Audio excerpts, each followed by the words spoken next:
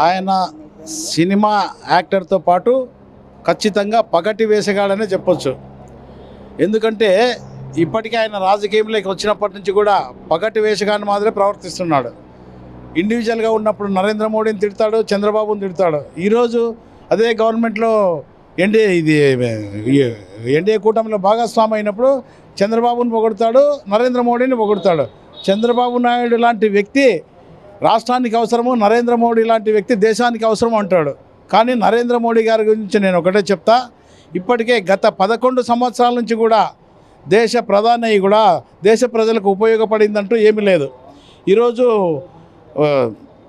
టెర్రరిస్టులు వచ్చి 27 మందిని చంపితే ఎందుకోసం చంపినారంటే అక్కడ ఉన్నటువంటి ఒక మాజీ సైనిక అధికారి ఏం చెప్తున్నాడు, నరేంద్ర మోడీ వచ్చినప్పటి నుంచి సుమారు 11 సంవత్సరాల నుంచి కూడా ఉద్యోగ అవకాశాలు ఇవ్వలేదు. మనం చిన్న పిల్లలప్పటి నుంచి కూడా ప్రతి సంవత్సరం కూడా మిలిటరీ సెలక్షన్ రిక్రూట్మెంట్ జరిగేది. పేద విద్యార్థులు చదువుకున్న వాళ్ళు కూడా ఇంత ఉద్యోగ అవకాశాలు దొరికేటివి. ఈరోజు మిలిటరీ సైన్యంలో 1,80,000 మంది రిటైర్డ్ అయితే కూడా వాళ్ళ ప్లేస్లో ఒక్కరిని కూడా రిక్రూట్మెంట్ చేసుకోకుండా సైనిక సమస్య నుంచే ఈ ఉగ్రవాదులు కూడా చేరుకునే దానికి అవకాశం ఉండే ఈరోజు ఈ పని జరిగిందని చెప్పేసి మాజీ సైనిక అధికారులే చెప్తున్నారు. కాబట్టి నరేంద్ర మోడీ చేసేదన్నీ కూడా తప్పుడు పనులు చేసే యాక్షన్ మాత్రం బాగా బ్రహ్మాండంగా చేస్తాడు. మైక్ పట్టుకొని నేను అది చేస్తాను, నేను ఇది చేస్తాను. ఒక రకంగా చూసుకోకపోతే మైక్ చేతిలో పట్టుకొని రైతును రాజును చేస్తాను అంటాడు. ఇంతవరకు రైతులకు అతను చేసిన మంచి పని ఒక్కటి కూడా లేదు.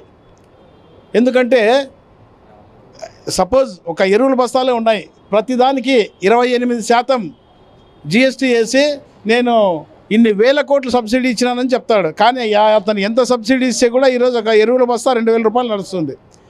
2014 కంటే ముందు కాంగ్రెస్ ప్రభుత్వంలో కేవలం 450 రూపాయలు ఉండే డిఏపి బస్తా ఈరోజు 2,000 రూపాయలు ఉంది. మరి గత 10 సంవత్సరాల కింద కూడా ఒక చెనిక్కాయల బస్తా వచ్చేసి 2,000-2,500 నడుస్తుంది. ఈరోజు అదే నడుస్తుంది. మరి నువ్వు ఎక్కడ రైతును రాజును చేస్తున్నావు, ఎక్కడ ఉద్యోగ అవకాశాలు ఇస్తున్నావు?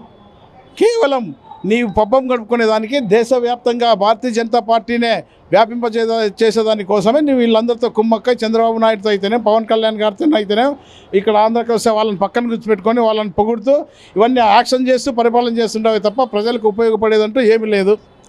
కాబట్టి దేశ రక్షణ కావాలంటే రైతులు బాగుపడాలి, చదువుకున్నటువంటి విద్యార్థులకు ఉద్యోగ అవకాశాలు రావాలంటే ఖచ్చితంగా కాంగ్రెస్ పార్టీ వస్తేనే ఖచ్చితంగా బాగుపడుతుందని చెప్పి నేను మా గుంతకల్ కాంగ్రెస్ పార్టీ ఇన్ఛార్జ్గా ఖచ్చితంగా నేను తెలియజేస్తున్నాను.